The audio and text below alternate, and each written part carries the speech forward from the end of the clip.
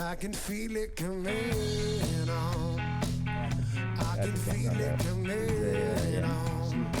You're still recording right now? Yeah. Oh, okay. So today we have Paula, ultra runner, yoga instructor, dental hygienist, property manager, gravel cyclist, avid reader, bartender, and most importantly, mom. You've completed the Marquette 50 how many times? 50K? 4. 4 times. Mm-hmm. And the Superior Shores Ultra 50 mile. 50 miler, yep. Just 1 time. Yes. And the Crusher Enhanced Gravel. Yep. Yeah, the 60 mile, was it? Yeah, it was like 54 miles. 54 but it's like miles. the Crusher 40. To do these kind of big events like these endurance events, you have so many things you have to balance with training and the execution of the actual event. And you have things at the front end, which you have the discipline, you have the training, you have the effort. I guess effort would be more in the back end. You have discipline, training, the preparation, all these things. In the back end, you have your execution, your effort, grit, all these different things. Jeremy's was all back end. Mm-hmm. There's no front end to his. And I think yours, from what I've talked to you before, is going to be a lot of front end. I think it's going to be a totally different conversation. Yeah, and maybe. There's a lot of hard. I wore all my Carhartt gear because I knew we were talking about hard work today. Right on. So, a week of training, let's say you're the busiest week you can imagine. You're coming up to Marquette 50, the 50K, or you're doing Superior Shores. Is Superior Shores at 50K too? That was the 50 miler. 50 miler. Yeah. Your busiest week, what does that look like? What is, you're not only training, but you're taking care of your kids, you're managing properties, you're dental hygienist, you're going to work, you're doing these things. What's Sunday look like? Sunday? So probably landing somewhere in the time frame of like July, where you're kind of peaking with mileage and training effort. And then also like July is a really busy time for me work-wise, and then like kids are on summer vacation, you're trying to give them like, their good summertime experience too.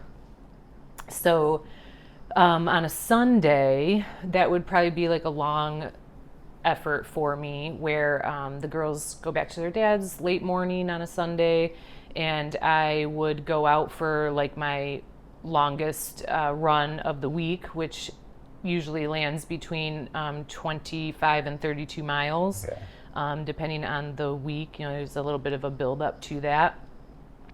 So that's a big chunk of the day. You're kind of using... It's all day thing. It is, yeah. Like you're getting ready, so you got to fuel and, get dressed, do all the things, maybe like foam roll a little bit, stretch a little bit, do like a dynamic warm up, head out there, do the work, and then recover, which can be a task in and of itself. And then, it's like I got to work on Monday, so, evening time comes around and you're kind of trying to prepare for your next morning a little bit so that day goes smooth. Yeah, so you're going right from running basically a 50K to going to work the next day. Yeah, and I'm not a fast runner, so going out and running, 30 miles is going to take me a big chunk of time. Where are you running at? I do a lot up at Glacier. Yeah. Got a lot of good trails. How old are you, or when did you start? Did you run in school? In school, I did a season of track, but then I really was into basketball. That was my main sport. And so on the off season of basketball, I would kind of just keep up with running to keep physical fitness up.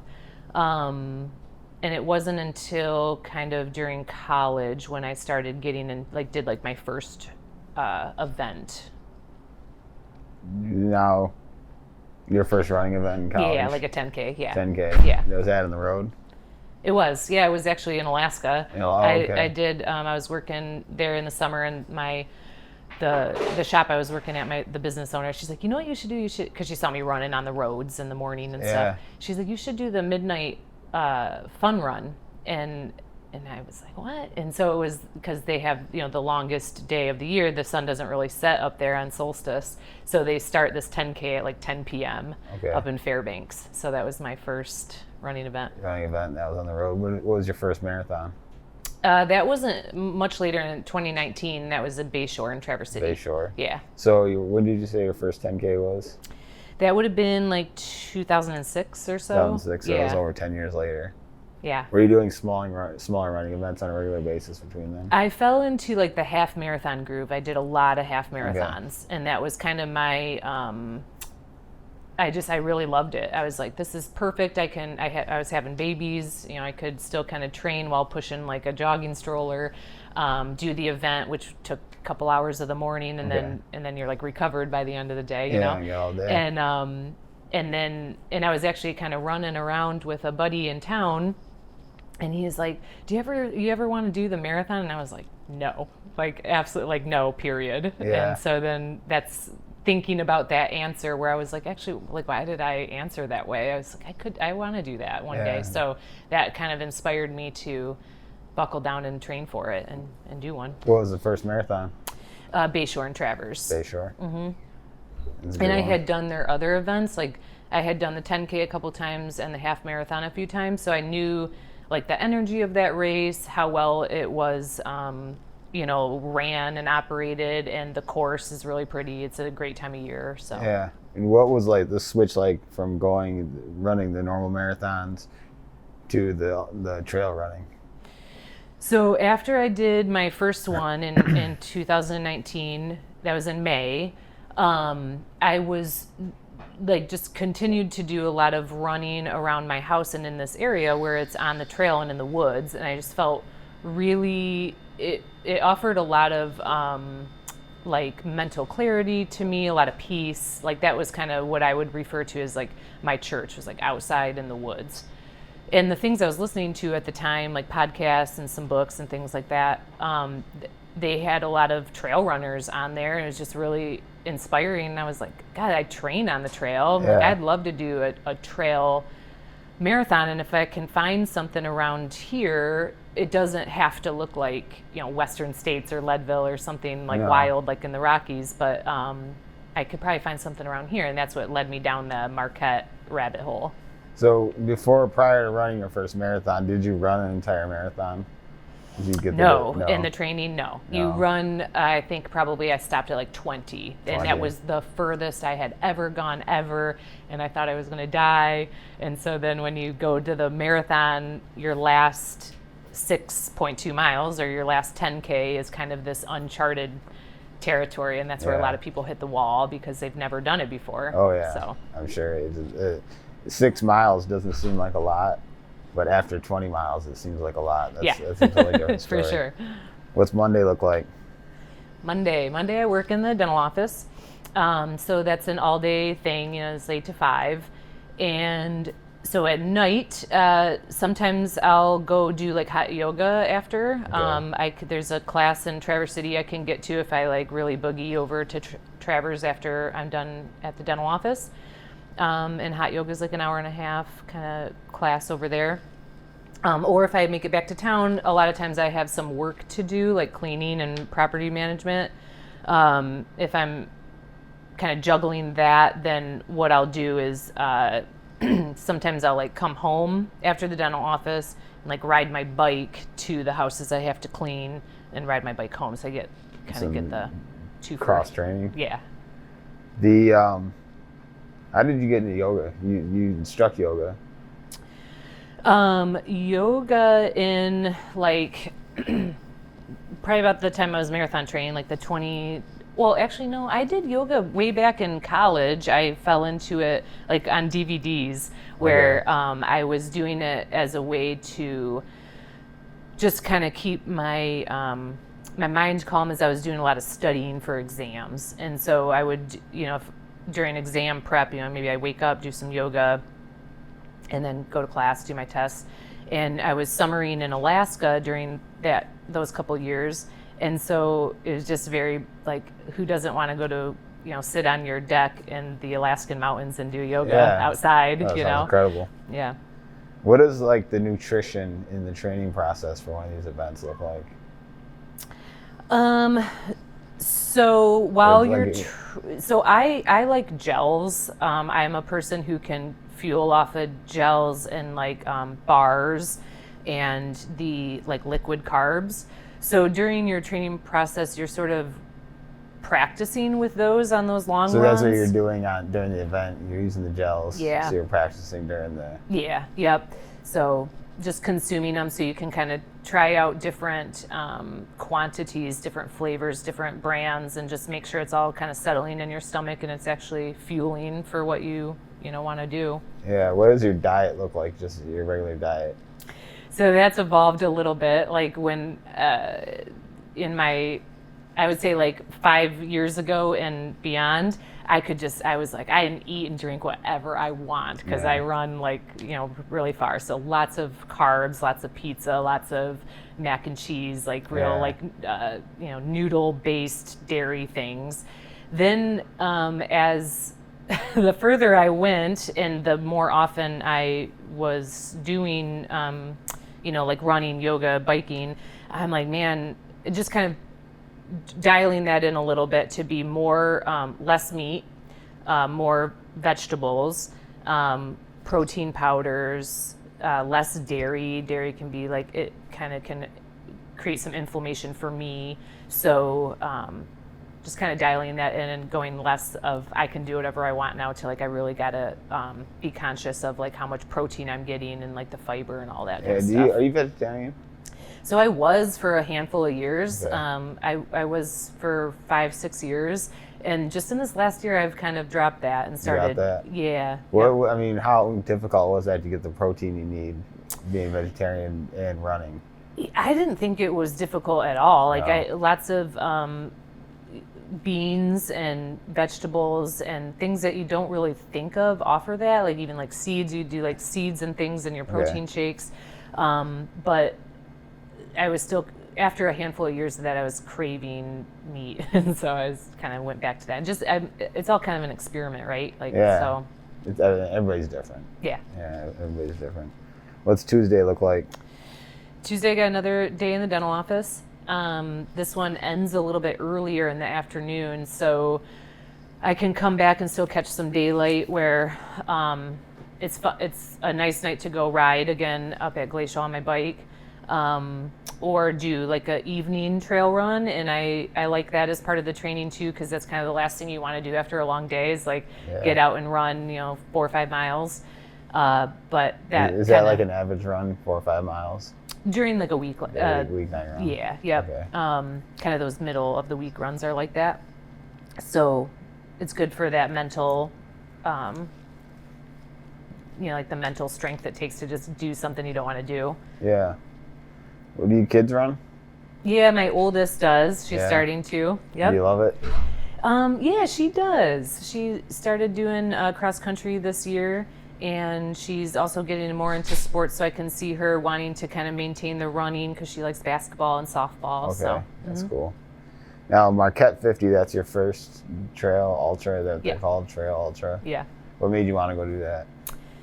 So after doing the road marathon, I was like, I want to go a little bit further and I want to spend more time in the woods. So I found that run it's a Marquette 50. They do a 50 miler and a 50K. Okay. So the 50 kilometer is like 32 miles, which, is only like 5 miles more than the marathon, right? Yeah. So Only. it's like, it's easier to conceptualize. You're like, okay, I can go back out and do 5 miles, especially if I'm like I'm in the woods, I'm in this beautiful setting, I get to do this. Yeah.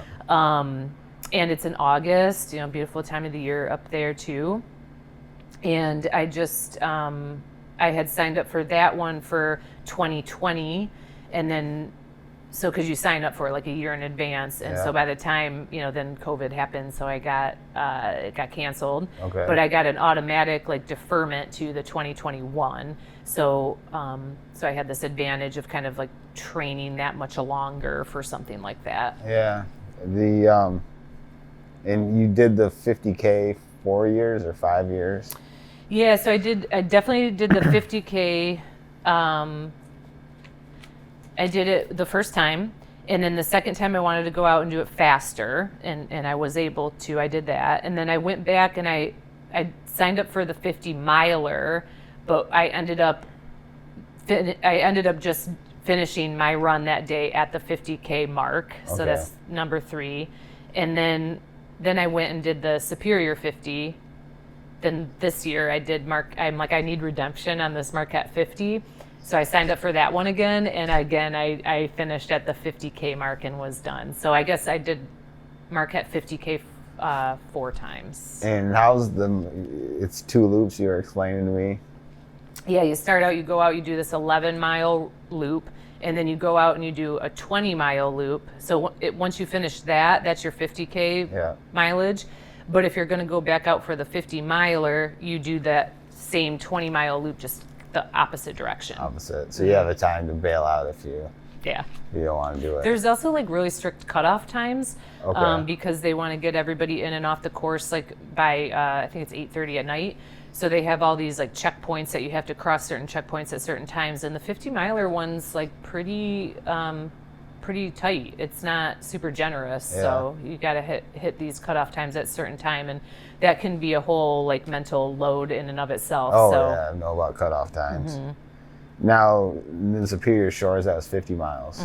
Same kind of thing, multiple loops? No, that was an out and back. So you start and you end point A and point B. Okay, so you no choice. You got to finish. Yeah, you're kind of like forward momentum. That's what I got to do. What were the big differences between these 2 races?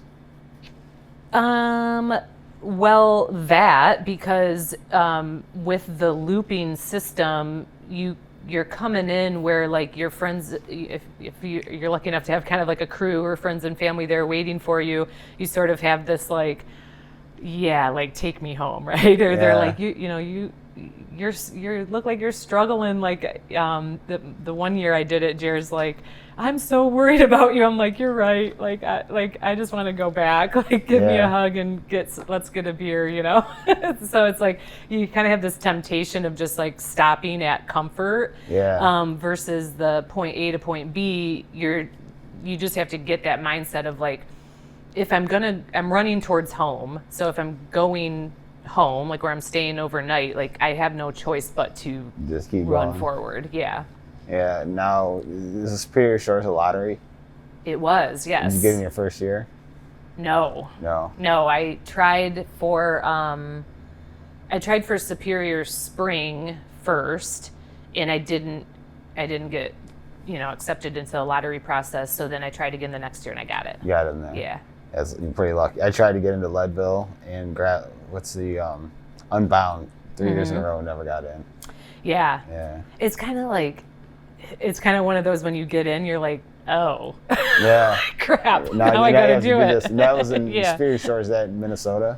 Yes. Nice. Yep, Lutsen, Minnesota. What had the better scenery that you liked? That's really kind of splitting hairs. I think Marquette does. There's a little bit more like getting up onto mountain peaks in Marquette where you have this 360 view. Marquette had Lutsen had a lot of elevation also and some mountain climbing and stuff, but it was a little bit more wooded, so the tree coverage, and then you would kind of go down, you'd climb a mountain and then you'd go way down into this valley like along the river. There's kind of a river, there's multiple rivers that feed into Lake Superior there, so it's really pretty too, just in a totally different way. I remember your videos, you put videos on Instagram from the Marquette 50, and there's like climbing up rocks and all this crazy it didn't look like running to me. It doesn't look like I don't know why they call that trail running. I know. It's kind of unrunnable. There's a lot of climbing and stuff like that. What's Wednesday look like? Wednesday gets to be, so if we're kind of back into the summer, I have, my girls are home, and I will probably do some cross training, like some lifting weights, maybe like another short run or a bike ride. Kind of, it's nice that the girls will sometimes ride their bike on the bike path while I run beside them. Or now my oldest is kind of joining me for some trail runs up there at Glacier. So mostly like the weightlifting would be the focus there, because I had already done like a lot of cardio like Sunday, Monday, and Tuesday. So what kind of weightlifting do you do? Do it at home? Yeah, I mostly do just kind of free weights at home. Free weights. Yep. It's funny. The first time I met you was in here. And our mutual friends, Jeremy and Tony, were sitting with you, and they came and grabbed me. I was sitting at the bar, And they said, you got to come meet this girl. She's crazy like you. Because I just started doing the endurance events. And I remember meeting you and talking to you, and I'd chat with you when I'd see you around Be Well, and we'd talk about training and stuff like that. And one time you asked me, what's your strength training routine look like? And I said, what are you talking about? I ride a bike. Yeah. Why do I need to lift weights? I just go out riding my bike. Right. And I started doing strength training after that. And it was during the winter time. And I went to the next spring of riding in the best shape that I've ever been in. And I kind of awesome. stuck with that routine. And it makes a huge difference. You know, it does. But I remember you telling me with your recovery and things like that. But also, like, it built my speed up. My, climbing hills, everything got better from, it was kind of built from that strength training. Yeah, it's awesome. Yeah, it's I think it is a necessity, really, if you want to do these kind of events. Yeah. How does the discipline that you exhibit with your training and your preparation, how does that translate over to the rest of your professional life, whether it be at work as a dental hygienist, managing properties, as a mom, any of these things? In your relationship, how does that translate over?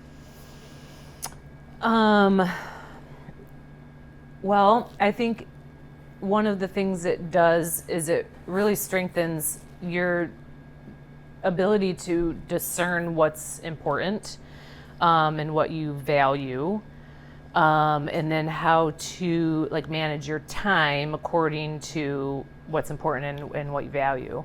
And then there's obviously the we can do hard things mentality of with work, sometimes you don't want to wake up early and go do the job, or you kind of have in the back of your mind, how can I phone this in a little bit and just do get by the bare minimum. Well, you can't just phone in training and get by the bare minimum, right? You're always kind of putting your best effort forward, and you're proud of that, because then at the end of the day that you get better results from that and you feel good about your effort.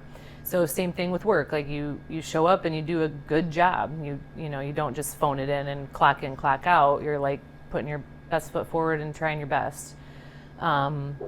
With momming, it's kind of, I would say, you make mistakes, and just in training, you make mistakes, and your ability to kind of realize that mistake quickly and then repair from it. How can I, hit this head on, address it head on, and then repair and be different in the future. Yeah, what do you hope your kids learn from seeing you accomplish these things? Yeah, well, obviously kind of the grit and resilience part, you always want to give your kids this amazing life, everyone's kind of trying to do better than maybe what they experienced as a kid, right? So then therefore you're sort of giving them a lot of cushion and a lot of comfort. Yeah. But that's not what life is after they get out into the real world. So being able to sort of witness these examples of the grit, the resilience, the being committed to something that you care about, setting personal goals and achieving them for really no other reason besides being proud of yourself. And with the events, the first time that I signed up for the 50 and didn't do it, and kind of failed by only doing the 50K, that was sort of my aha moment from that race, was that there's a lot of lesson in failure, and then how you define failure for yourself, and then what are you going to do about it afterwards? Am I just going to quit running and never try again, or am I going to go out there and try again? So with kids, it's really easy to distill that down to, maybe they missed the soccer shot and they lost the game because they missed the soccer goal, and they're going to beat themselves up about it. No, you're hey, you tried, and then you know what to do now. You can practice, or whatever, you can stick it out, show up again next season, and as long as you're having fun and you're proud of yourself, there's a lot of success in that. It is, and I think we talked about it, that it's easy to finish an event. It's easy to succeed. It's the not succeeding that's the tough thing. Yeah, because you gotta process that. And there's always gonna be another race. There's gonna be another soccer game. But in the moment, it's hard to really comprehend that. Yeah. Have your kids been at the finish line to see you finish before? Yeah, lots of time. The first marathon, they kind of helped me run in to a section towards the end. The first 50K, they were at the end. They ran in with me, and that actually made like the montage video at the end, which was really cool. Really? Yeah, Nora was in that one. It was very sweet. And now it kind of is getting to that point where it's like, oh, mom's doing like another one of her things. Like, Yeah, it's no big deal anymore. We don't want to miss the Rubber Ducky Festival, Yeah. You ever have any major injuries doing these things? No, thank goodness. I have had, like torn, like what feels like, like a torn ligaments or like torn muscles, things like that. I kind of have like some things that nag at me in my feet sometimes or my ankles, but nothing major, thank goodness. Your feet get messed up from these things? Mm-hmm. Yeah. Oh, I mean, I guess I did have that. I had cellulitis last year in my foot, my toe. Marquette 50? The superior. Yep, I had a lot of blisters at the end, and one of them got infected on my big toe around the nail, and this is called like cellulitis, where you get the infection into your bloodstream. Yeah. And so I was managing it, and by like day 3, I kind of had the red line starts creeping up your foot, and it was still all of those signs like hot, swollen, red. Just I couldn't put weight on it, kind of deal. So I finally went into the doctor, and kind of knowing what it was, like knowing I needed an antibiotic for it, but they were like if this they drew the line around the red, and they're like, if this spreads outside of the line, you go to the ER, like you are in danger of losing your toe, so that was that was my most serious thing. I've seen your videos from the Marquette 50. There's lots of rocks. Do you trip and fall? Is that a common thing? Yeah, the Marquette one, falls really common, and I've seen other people fall hard. Yeah. I feel like that's part of like the strength training and the yoga, like that really helps with your ankle stability and like the agility on those things. And when you're doing strength training that's like unilateral, like meaning you do a lot of just like single leg focused stuff, that can help with that a great deal. But at the end of the day, it is like Marquette Scrabble, Yeah, you're wearing like specific trail running style shoes. Not necessarily. Some people are. Some people get like the real luggy kind of stuff, and I like that too. There's some brands out there that are really nice, but like my first couple of times where I've felt the best, I'm just wearing like the Brooks Ghost. They're just kind of like a standard road running shoe. Yeah, there's like a run shoe. Is that what you're wearing right now? Yeah. Yeah. How many miles you got on a pair of shoes? I try to be a little bit good about this. Usually my knees can kind of tell we're probably like 600 miles. 600 miles. What's the recovery look like after one of these events? An event? Usually it's kind of like the hobble to a bed to just lay down, put my feet up, maybe take like a soak in like a bath or something. Foot care, where you're keeping them clean, making sure like I'm not putting like socks and shoes on again after they kind of have like the sandal deal going on. Usually like by the next day I'm just trying to move, like walk around, and then by foam rolling, there's a lot of like kind of mixed feelings about foam rolling. I find it helpful. I like it. Maybe like a hot tub kind of deal. Yeah. Sometimes in the past, like by day 4, I'm like starting to jog again. You're running again by day 4? Yeah. Yep. Now, what's it like going back to work on Monday after one of these events? Back to the real world in general. It's probably pretty hilarious for other people to watch me kind of like walk around like like you just got off like riding a horse or something, you're just kind of like stiff-legged walking back and forth. Mentally, where are you at after these events? So mentally, if I succeed, it's funny, it does bring out a lot of emotions afterwards, and I think that's kind of part of like your body trying to regulate again. in the past years when I've been doing like the 50Ks and finishing those, I do like a lot of journaling, so a lot of like whatever kind of thoughts I had out there where I don't usually wear music or anything or too much distraction you're raw dogging when I'm it out on the there. trail. Yeah.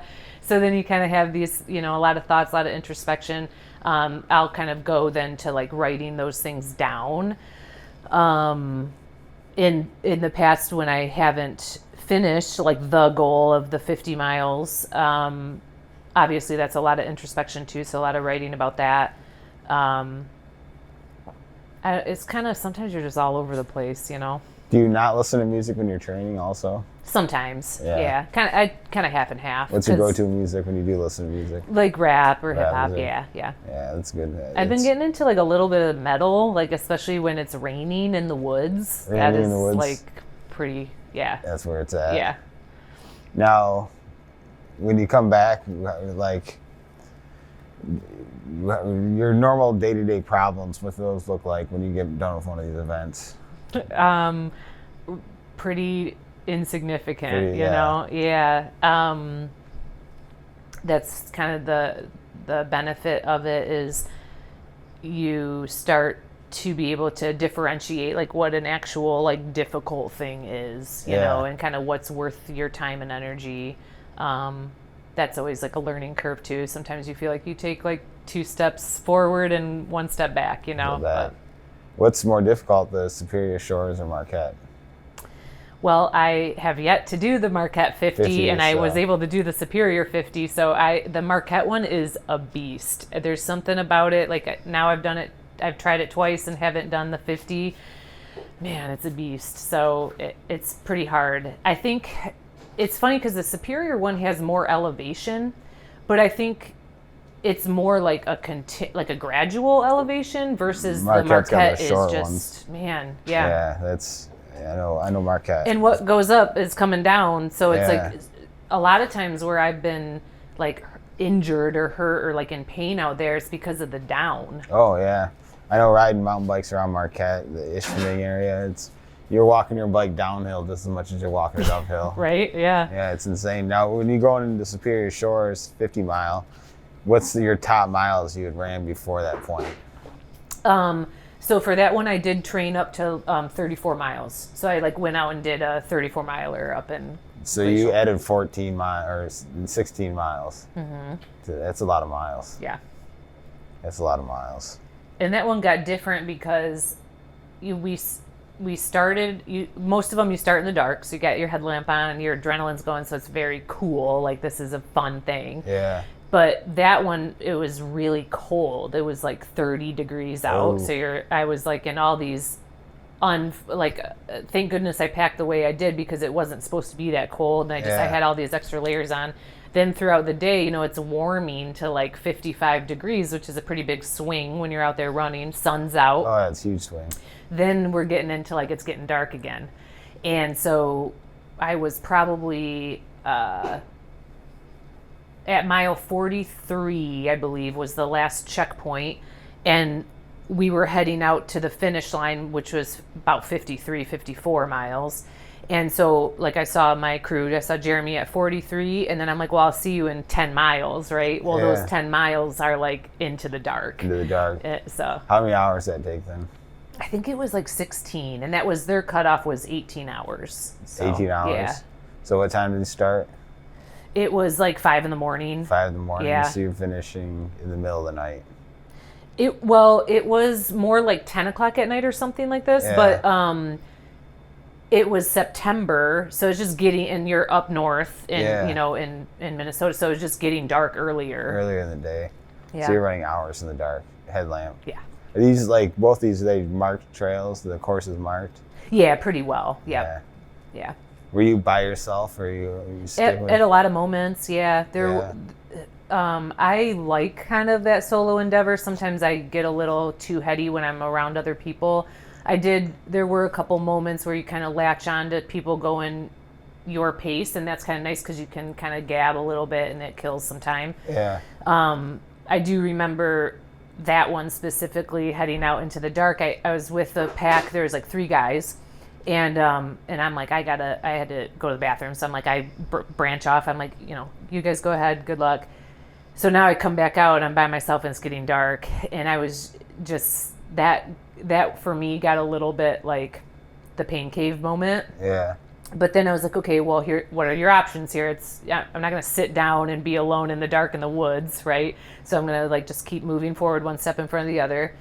And eventually what happened then, actually funny, I started hearing these voices behind me, and they were complaining. Like the one woman was just bitching up a storm about how she was hurting and this, and just lots of negativity, right? Yeah. So I can hear this behind me kind of coming up towards me, and I'm like, oh no, like I can't get caught by this storm. Yeah, It kind of put a little pep in my step to get ahead of that.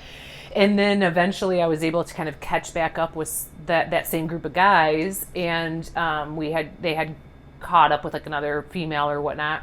And so now you're kind of going through and you're like, all right, I'm not alone anymore. We're making it through the woods. We're making this course. And you could start to hear the finish line, which then became a little bit of that mental play, right? Because you're like, okay, I'm almost there. And 2 miles later, you're like, I'm almost there. Like a mile later, you're like, am I almost there? Like, what the heck? I can hear all these people. So eventually, then I'm like, okay, well, I got some gas in the tank. Like, I got to go. Like, guys, can I get around? I'm gonna go for it. And so then you kind of do your final push kind of deal. Yeah. And so then I was by myself. Is that kind of how you trend? Do you like to finish hard? You like to finish strong? Oh yeah, of course. It doesn't always happen, but and that's when you're training. If you can kind of kick like at the end and get a final push, that's good, because it's like just strengthening that mentality when you're out there that you you got some gas left, you can do this. Knowing that you have people waiting for you at the finish line, that it's going to be over, that's always like a good source of fuel. But then, sometimes that's what has gotten me motivated to do the 50, and now like kind of thinking about doing some further distances, because when you finish and you finish strong and you're like, man, like I did it, like, and I still feel good. Yeah. You're like, okay, like I guess I still feel good. Like I could go farther. Yeah. So where's my limit? Those things we tell ourselves to fool ourselves. Yeah. It's, for me, riding bikes, it was like, it didn't matter if it's 20 miles or 100 miles. That last 5 miles, I'm going hard because I just want it to be done. Yep. You know the ending's coming soon. Yep. What's Thursday look like? Thursday, again, I'm kind of doing like some home cleanings, the property management stuff, which is like short-term rental cleanings. So I juggle that middle of the day. That's probably between 4 and 5 hours of work. In the summer, I got my kids, so I'm trying to like do something fun with them, some sort of summer excursion. So a lot of times, what I'll do is wake up early in the morning before they wake up, and I can run, I can bike, I can start to lift weights. So you're not working on a Thursday? Working in that? You don't work at the dental office? Yeah, I'm only there Mondays and Tuesdays. Oh, okay. Yep, unless I'm doing like a sub, but that's nothing like consistent. Okay. So I get to be at home and do my workout with juggling how I'm doing that around watching the kids, and then cleaning a little bit. Okay. And then like when they're in school, like that's a good opportunity to head back over and do like another hot yoga class, or do like a long run that lines up with picking them up from school or something. Yeah. What time are you getting up every day? That I try really hard to do like 6 a.m. 6 a.m. Yeah, I used to be like, I could wake up at 4:30, do a run, go to work, but I have been really cherishing sleep lately. So, what have you learned about yourself during the training process for these events? Well, I mean, the first kind of breakthrough moment, which clicks something into place for the rest of your life, that I think a lot of people experience this, and I can just sum it up as easy as saying like, what you're capable of is only limited by yourself and like your thoughts about yourself. So for example, when I told myself and my friend, like, I'm never doing a marathon, like I can never do that. Like I couldn't train for it. I couldn't do it. I couldn't run that far. Like I sat home and thought, like, yes, I totally could. I just am the only person preventing me from doing that is me telling myself I can't do it for no reason, really. Yeah. So once you flip that mentality and you're like, I can do this, and then you do it, you kind of realize like there isn't really a limit on what you can do as long as you tell yourself you can do it. Yeah. So then as far as training and just spending that much time like in your head about things, you just, I am someone who reflects a lot and ruminates a lot. So some things just start to make sense, or you kind of like some healing happens from things in the past that weren't so great, it just kind of, there's also like this overarching like feeling of just being like grateful for your body, for the place we live in, for the ability to move. Yeah. What are you learning about yourself at mile 20 during an event? That's where like I think like your focus kind of starts to like, you get like this tunnel vision of like, okay, what are my choices here? Like quit and drop out, or like continue and complain and be like negative again, like I'm just doing this to myself. Do I want to swim in negativity about how much this like sucks or how much I hurt or whatever? Or am I going to take a different option, which is like, I get to do this. I'm really grateful. Usually you're like in a beautiful spot. Usually the weather's like really great, whatever. You have maybe someone waiting for you at the finish line. You can be like grateful for that. Like there's always something you can dig deep and be like, grateful about. Yeah. And then you just sort of like hold on to that, and sometimes that can be a challenge in and of itself. And sometimes it's just like, it can be as simple as like, I want to finish this so I can call my kids or so I can see them at the finish line, Yeah. and it's like replay, like, and you just replay that over and over and over again for like 8 hours. Now, what are the differences in your mindsets between the training runs? Say you're doing a 30-mile training run or you're in a 30-mile event. You kind of keep the same mindset between the two of them? So in the training runs now, at this point, I've kind of like been there, done that. So in an event too, sometimes it's like, okay, I've been here before. I know what this beast looks like. I can conquer it because I've done it before, right? In the very beginning, for people who are just starting and they're starting to push that wall of like, holy crap, I just ran 14 for the first time ever, or I just ran 16 for the first time ever, or I just, that can be a little bit scarier because you've never done that before. And so a lot of times you don't believe that you can do it. But once you've been there, done that, that's helpful. The training runs now for me kind of land in like, sometimes I kind of think of it as like I'm clocking in.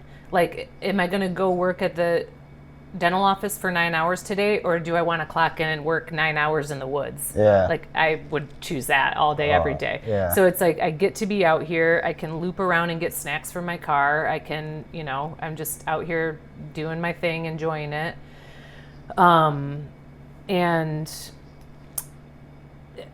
And then just kind of like meeting those pain cave moments and getting to the other side because it's going to feel good once you're done. They call it type 2 fun. Yeah. Yeah, type 2 fun. Friday. What's your Friday look like? Friday is another day where I mostly am working on cleaning houses, making sure everything is ready for people like checking in to their short terms for the weekend, right? And I got my girls. So Friday tends to be another like weightlifting session with probably a long run effort in it. So a lot of the ultra training involves like doing 2 back-to-back long runs. So you're kind of getting the time on your feet. So like where you're never really training more than the 30 miles at a time. So what you'll do is like maybe 10 on Friday, 30 on Saturday, or like, you can shift that however works with your schedule. So when the kids are in school, it does work out really nice where I can run all day while they're in school after I do like a few hours of work. Okay. What's the long? So that another 30 mile run? Yeah, or Okay. or like more if I'm doing that on like a Saturday and Sunday, then I'll do more of like a 10 or a 12 10 or 12 with strength training. with strength So training. then you yeah. kind of have the added, like, again, like kind of that mental challenge of doing something hard after you just did something hard. And then, like, if you're doing the run and the strength or the strength and the run, it's just building your endurance to do that kind of stuff. to get to it. What are you looking for when you're doing these events? What are you trying to succeed? What are you trying to accomplish for yourself? Honestly, I think it's kind of like chasing this like enlightenment about life sometimes. Okay. Because it's like when you're out there, if you spend enough time out there, the probability that you're going to stumble upon this like aha moment is pretty high. And then when you do, like, you want to do that again. Yeah. Because it's like a lot of times it's like this, kind of life-changing thing that you're like, oh my gosh, there it is. It's simple as that right there in front of me. And then you're like, well, what else is there? What else is there that I have to realize about, myself, the world, whatever? Okay. Did Paula in 2009 see this Paula in 2025? No. Was it on your radar at all? No. No. Not at all. Not this, I think. And it's Yeah. kind of funny because a lot of this ultra stuff with like the running and now the biking, it's like been in my 30s, Yeah. which is kind of interesting. That's something I'm reflecting on now that I'm, closing in close to 40. So like in my 20s, yeah, I don't know. Also, I think that it's hard to see too far ahead of yourself when you're like You think you can. yeah. You think you have it all figured out. For but sure. You definitely don't. And I think it all happened to me in my 30s too. Mm-hmm. And I definitely never saw it coming. Mm-hmm. And I think if you're always evolving and changing and becoming different people, I think it's you're doing life right that way. Yeah, I mean, it'd be kind of boring to be able to predict it all, right? Yeah, there's a lot of people that do. I think most Yeah. people they kind of keep on the same trajectory their whole life, Yeah. And it's, I was having dinner with my niece last night, and I said, the coolest things that happen in my life just happen. We're not planned. For sure. The coolest experience that ever happened. Everything just happens. It's never anything I'm planning. Right now, having this conversation with you, this wasn't something that was planned. It Right. just kind of fell out there. Yep. And, it happened. So. It's pretty cool. You've mentioned the pain cave. I know I learned about the pain cave from you. Okay. Let's hear about some pain cave moments. So I learned about the pain cave from this ultra runner, Courtney Dauwalter, and she was talking about it. And when she gave a name to it, it kind of named this feeling that I had already. So kind of, again, one of those like, yeah, that's it. That's exactly it. I love that title, that name. And she talked about how, you get into this moment, and then she's kind of learned to embrace, she kind of says like excavating the walls of her pain cave. So basically the pain cave for me is like you get into this moment when you're out there. And for me, usually it's about you're 3/4 of the way into this effort. So you're still kind of far from the finish, but you're far enough in that you're like, you're going to do the task at hand, right? Yeah. But man, you are like, this fucking sucks. Yeah. Like, what am I doing with my life? Why am I out here? This is ridiculous. I'm an idiot. Like all of those absolute negative things of like I hate running. This is so stupid, Yeah. And then you're like, oh, actually, I know what's happening here. I'm in my pain cave. In pain cave. And this is like my brain's survival mechanism to be like, hey, you're a human that should be seeking comfort. Like, Yeah. go home, have a drink on the couch and watch some Netflix, Yeah. But then you're like, no. Like, this is the pain cave and this is where the magic happens. If I stay here, like, I'm not going to quit when things start getting negative. I'm going to tough it out. And then that's where the magic happens because, like, sure enough, you tunnel through it and you see the light at the end and if you kind of like, I'm such a visual person, like you like, so you're on a path and you know what's behind you because you just did it, right? Yeah. Now you're into this dark cave and you don't know what's ahead, but you decide to like kind of like carve through it and keep going even though it's really difficult. And then the light opens up and it's something you've never seen before. You've never been there before, but you went through that hard moment to get there. And it gets dark out there. I mean, it gets dark. Any tears? Yeah. A lot of tears. A lot of them. Not necessarily for what you might think, like on the surface, like, oh, my knee hurts, I'm going to cry because my knee hurts. It's more of like, it's like those aha moments of like learning something kind of beautiful about yourself and about the process and about life, where you need to have that contrast of like something difficult to see something like beautiful and easy. Yeah. What's the meal that you're thinking about that you want? The meal. I love salty stuff. So a lot of times, like after some of the times in Marquette, like I found like the best place for like poutine afterwards. Poutine. And then like a Black Rock poutine Spirit. in the UP. Yeah, it's so good. Oh, and I forget the place we got it from. It was like Sledders, maybe. Is there Sledders up there? I forget the place, but it's like an old school place. And then I like the Black Rock Spear, like pickles sometimes, fries. Yeah. Are you pickle juice on the trail? Yeah. Yeah. Yeah, I like that. Yeah, I hate pickles, but during an event like that, God. I'm drinking pickle.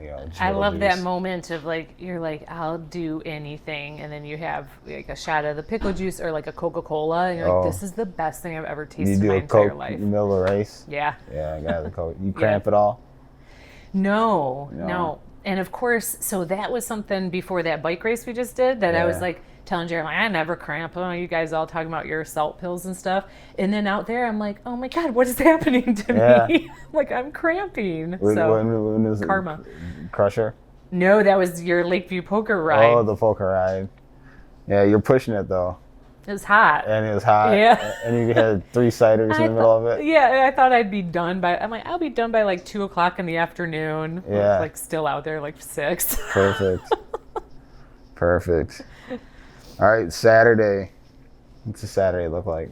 Yeah, Saturdays are, so it depends if I have the kids or not. So we kind of do this every other Saturday thing with them. So if I have them, or let's do if I don't. If I don't have them, it's a day where I'm like, okay, I drop them off mid-morning. I got to get something in, like a 3-4 hour trail run or a long bike ride, a long effort cardio, like run or bike.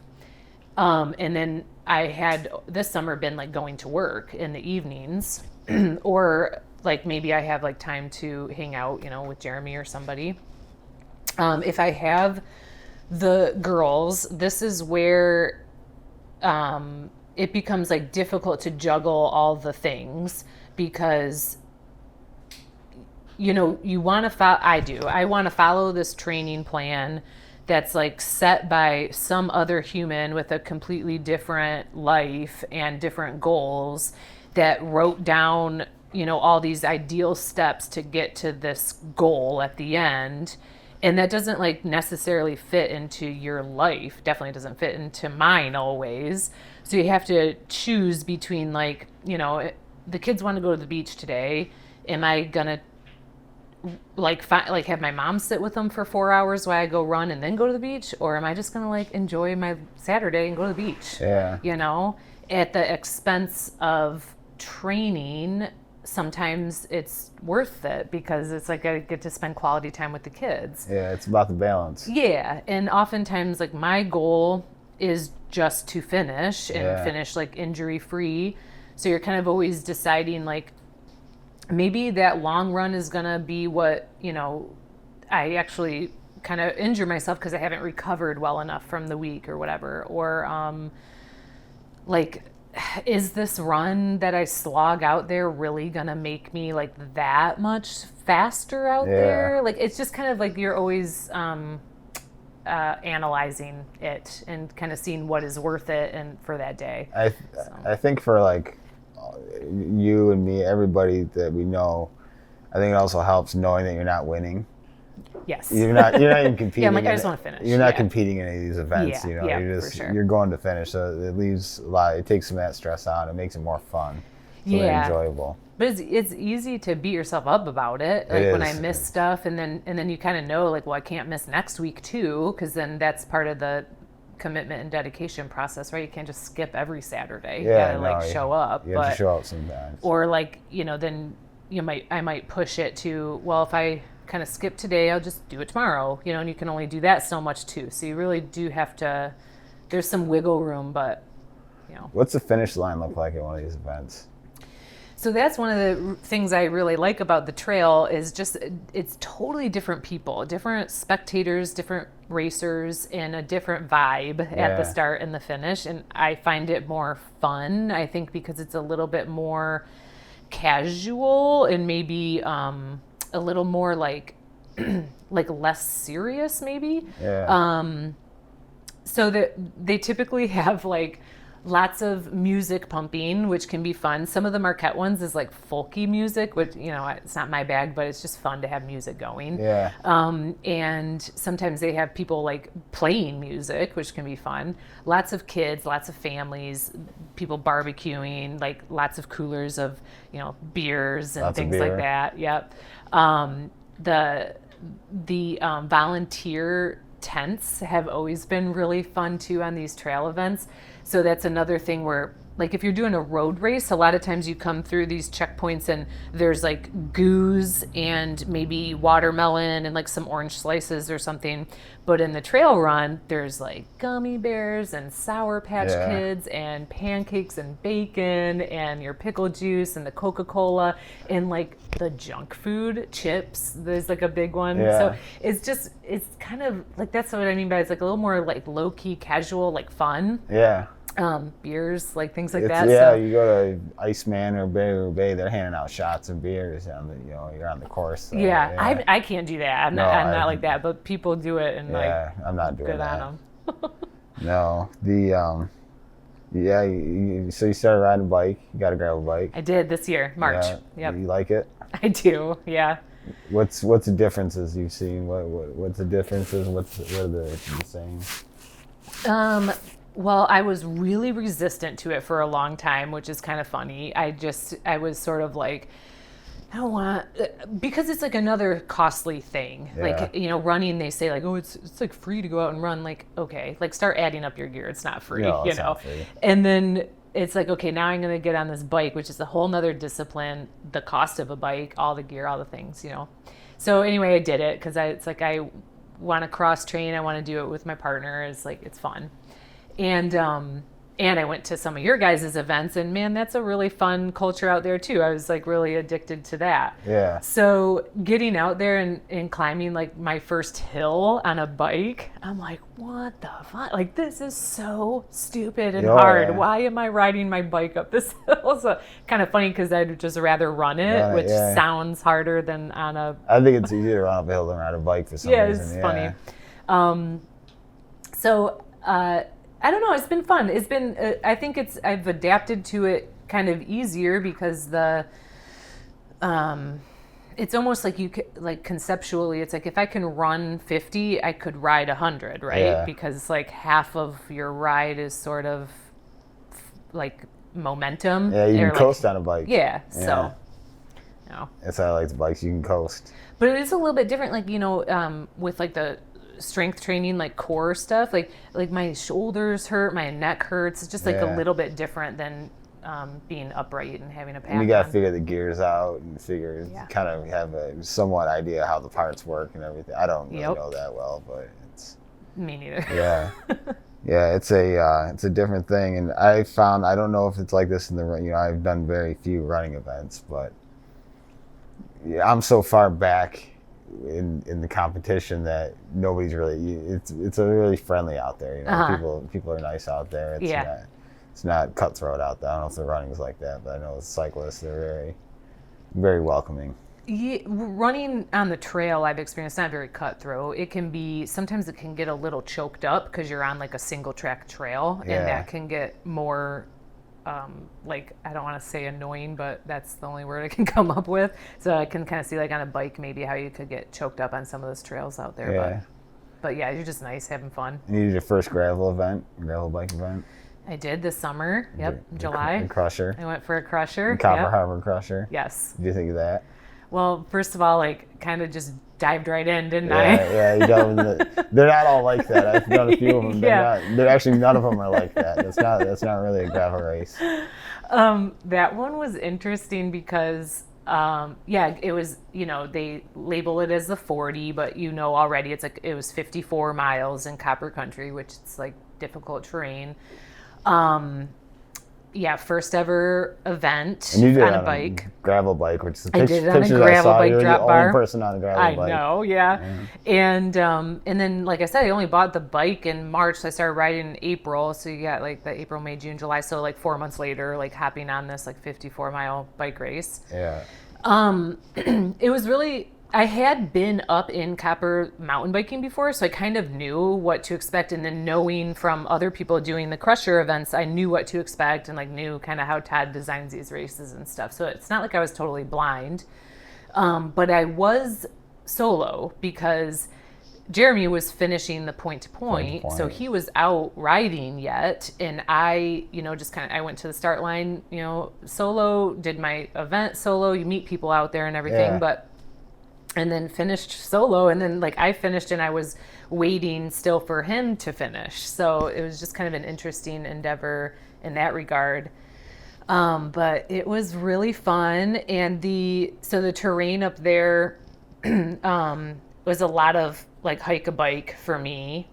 Definitely got lost, definitely got muddy, definitely had fun, definitely met a pain cave. Yeah. But I was also training for the Marquette 50, which was in the end of August. So a lot of me being out there was like, okay, like I got to finish this. I want to make Jeremy proud. I want to make myself proud. I want to make like Todd, the race director, proud, which is hilarious. And then also, like this is the best training I could be doing today for the Marquette 50. And also it's kind of like, what else am I going to do? Like I get to be out here in Copper Harbor on the trails. Like, what am I going to do? Like quit now and then like go sit in my Airbnb all day? Like, no. Yeah. So it was good. It was a good time.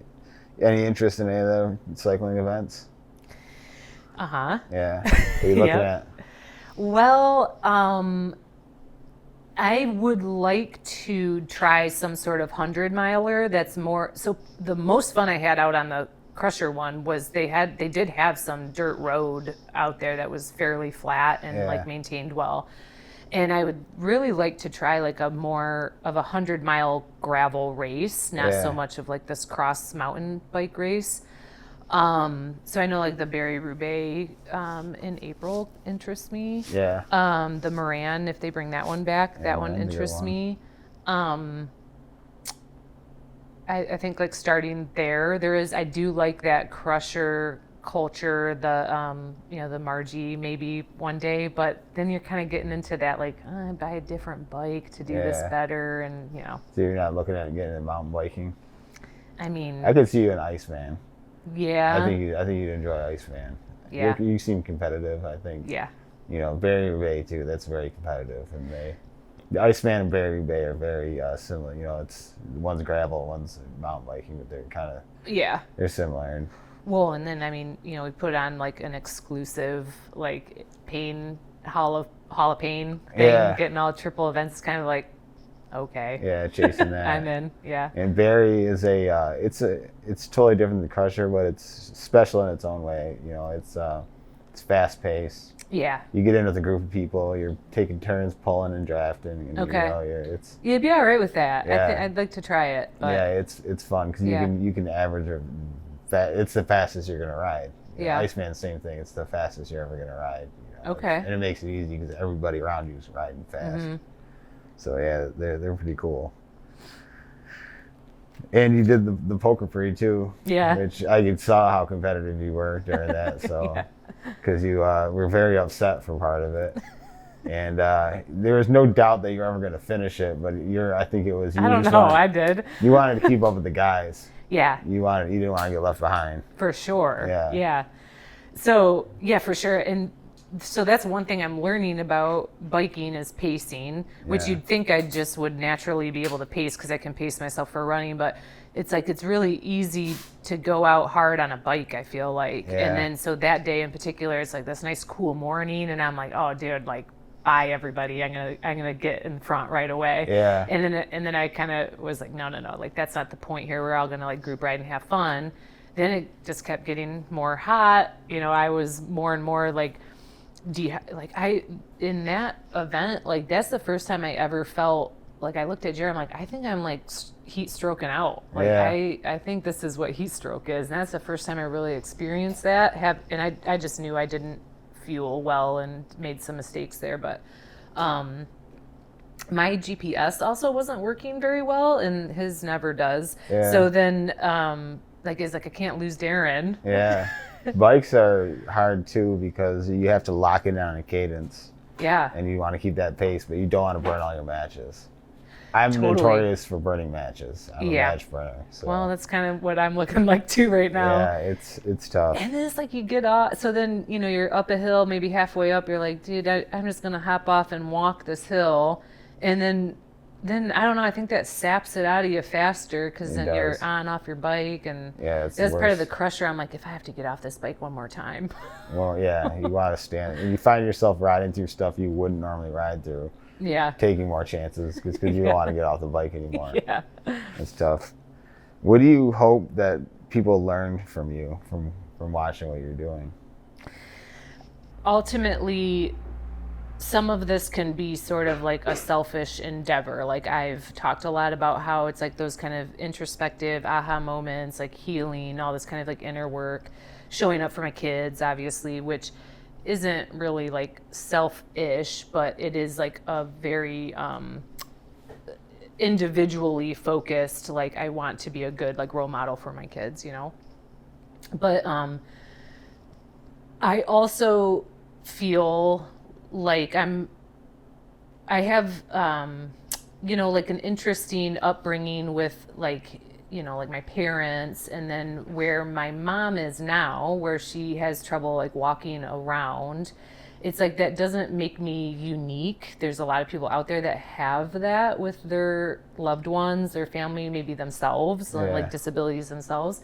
And so it's sort of like you get like this, like if you can do it, like, and you get this gift of doing it, like do it, like utilize, like keep your body, maintained enough to walk the walks with your kids, like, be able to run the sidelines at the soccer game, or, hike the mountain on your family vacation, and just kind of like taking care of yourself because you get to. And like it's not promised that you get to your whole life. Like one day, like you can lose it like really easily, and that will change your whole life and what you experience out of it. And you can kind of use that as like a victim mentality, if say like you get in a bad car accident and you get like your legs all mangled and you can't like use your leg anymore for getting around, it's like, I think it'd be very easy to fall into like, I can't do this, and all these self-limiting beliefs again. But it's like, or can you? What can you do? What do you want? And then go after it. Yeah, I know since I became partially disabled, I'm guilting all the people around me and riding their bikes and running by telling them, you do it because I can't do it. You got to do it because I can't do it. But I know from doing these events and these experiences I've had, it's helped me through this, because now I do crushers all the time. Tying my shoes is a crusher. Walking up the stairs is my crusher, is my event. So I get that feeling that you get when you finish one of the Marquette 50 or finishing any of these events. I get to feel that all the time now because I get to accomplish, that's awesome. Walking up and down stairs is that's a big event for me every day. So and this is, that's like really profound to like define that for yourself, because a lot of times we allow like society to define what our success is for us, and it's like, no, like if you're like, you are defining that for yourself, and then you're proud of it, and you get to feel that You accomplishment. got to count all the wins, the small ones, Hell big yeah. ones, you know. For sure. What now? Somebody that might watch this is interested in doing what you're doing. Okay. What's your advice to them? To be like, show yourself a lot of grace. Take it like one day at a time, and it's like one step at a time. Like you're like micro, like, or like baby steps, small steps. You know, like if you're looking ahead at this training plan that ends at 50 miles, when you think like, because even right now, like I'm in a point of restructuring my training where like I'm going out for a 3-mile run, and it's like, you know, like at 2.5, I'm like, I want to quit. Yeah. Like, and 3 miles feels good at the end. So it's like when you're looking at 50 miles seems completely unachievable, or 100 miles or whatever.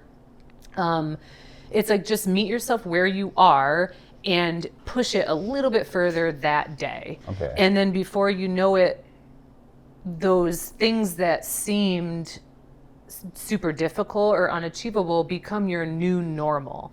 Like pretty soon you crest that threshold of 10 miles, and then 10 miles becomes your new normal, and you're like, oh yeah, I go out for a 10-mile run all the time. And then, you know, you just keep pushing the envelope, and every time you push it, you have an intense like sense of accomplishment. And then you've been there, done that. So you like know what you're up against, and you're going out there, and you're kind of like, again, that like new normal, like I've been here, I can do this. So that girl out there that's running 3-4 mile runs a couple times a week, she can go do the Marquette 50. Absolutely. It's attainable. Yeah, for sure. It's totally possible. A lot of it is mental too. Like a lot of it is mentality, where like kind of back to what I said, like our brains give us this information of like, you should quit, you should stop, you're gonna hurt yourself. And it's all fear-based in like these very basic like survival skills, and it's not necessarily real. Like you're not necessarily going to hurt yourself. You don't need to stop. You can go further if you can just like override that tricky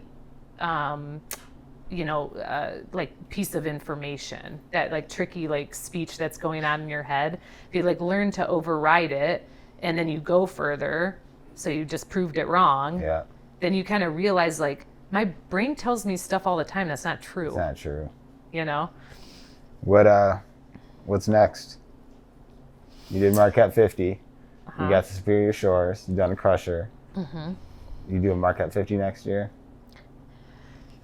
No, that one kind of ate me up and chewed me out last summer. I'm a little bit like done with that one, is what I say now. I never say never.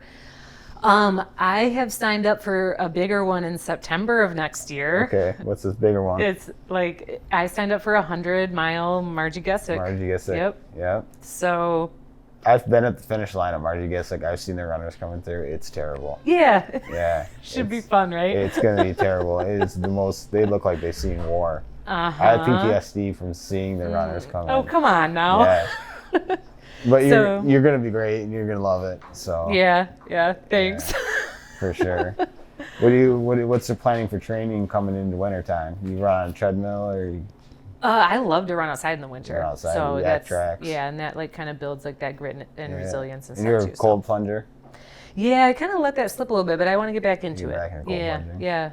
It's that's a whole like different rabbit hole, especially like for women. So it's like kind of, I don't know, kind of tricky, but yeah. So Margie Gessick is not a loop. It's out and back. Yeah. So you're stuck out there. Is it out and back or point to point? Point to point. Okay, yeah. Yeah. You're stuck out there. Yeah. Should be fun. Yeah. I'm nervous about it, but like I feel good. And I think having this long, because it's like we just signed up, and then so basically have like 11 months to train. Like I kind of know like we're going to probably do some like a self-created like backyard ultra where we do like a 24-hour like run, like a through the night run, like get out and do some, because that's really like, I don't fear that terrain at all. I don't even fear the distance. What I get concerned about is getting so tired at like the hallucinations and the tired at night, and then wanting to like stop at night. And once you stop, it's really hard to restart. You start on a Friday, right? It's Friday morning, yeah. And there's a chance you're not finished until Sunday morning. Correct. So you could possibly see 2 nights Yeah. on the trail. And that's what I get a little bit And anxious about. And that's with Jeremy talking about his Alaska ride was like, yeah, it sounds like a lot, 1,000 miles. What sounds crazier is the 8 days of being out there in the fields. You're spending days out there on your run. Yeah, I think, because when you tell someone who doesn't run, like, oh, I'm going out and running 100 miles, it's like, cool, you'll be done by like 6 p.m. Yeah. You're like, no. Yeah. It's going to take me like all weekend. My brain doesn't really comprehend 100 miles, but it comprehends 3 days or 2 days. Exactly. Yeah. That's insane. It's going to be rough. I hope maybe we can talk again after you do that to see. Yeah, of course. That'd be fun. And you always got next year if you don't finish. Yeah. Yeah. Hopefully. Awesome. Well, thanks for talking to me, Paula. Yeah, absolutely. Thanks cool. for asking me questions. Thanks to Jeremy. Thanks for Be Well for having us here, and Kyle, who's doing really all the real work behind the camera. So Cool. Cool. And I can feel it coming on. I can feel it coming on.